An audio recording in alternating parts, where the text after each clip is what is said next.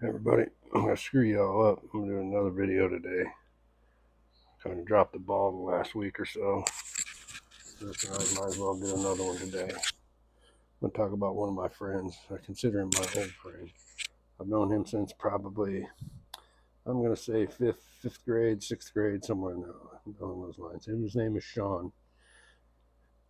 He lives in Arizona. I grew up in Arizona. We grew up in a pretty decent subdivision in Mesa. We were just a couple blocks away from each other. And I went my way and he went his way. I ended up in Florida. He ended up, I think he stayed in Arizona for a while, and then he ended up in the Philippines. And just lately, within the last year or so, he came back to the United States to try and make some money. And he's got a beautiful house. He's got a nice family. He's got a nice son. And he wants to move back to the Philippines, at least for a while. And I can't blame him.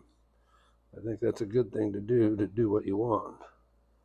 So I have another buddy that he's worked hard and he saved some money up and he's got some assets. And he's worried about how he can make them assets grow. And I always tell him at his age he needs to worry about how he can convert it into Mexican cash and buy cheap beer, live 10 months out of the year on the beach drinking cheap Mexican beer. Not having to worry about building a new house or paying your electric bill, to rent some cheap little bungalow someplace, maybe hook up with a senorita who likes cold Mexican beer and she can drink it right along with you. That's what I'd be doing. No sense in saving, and wasting away.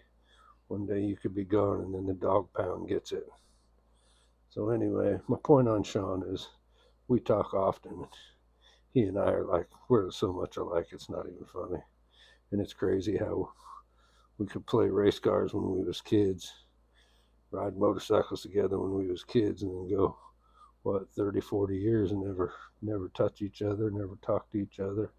And recently, I was fortunate enough, I reached out to him, and he was just coming home from the Philippines. And I was going out to Arizona, and I wish things would have come a little together a little better. I wish we could have worked a little harder meeting up, because I sure missed it. One of these days we're going to meet up, we're going to talk, and we're going to have a couple brews together and talk about the old times and maybe some of the new times. And he gets things straightened out in the Philippines, I might have to hop on a plane and take that trip over to the Philippines, see his new home, and I'd like to meet his wife and his son.